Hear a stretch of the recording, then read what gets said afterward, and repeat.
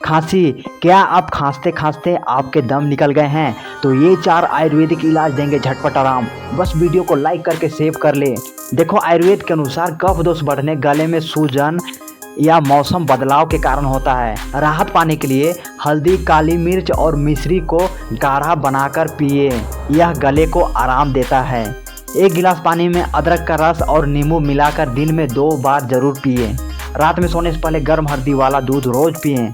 पुदीना और अजवाइन का भाप ले, इससे बलगम दूर होता है। इन तरीकों से खांसी जल्दी ठीक होगा और फेफड़े भी मजबूत होंगे।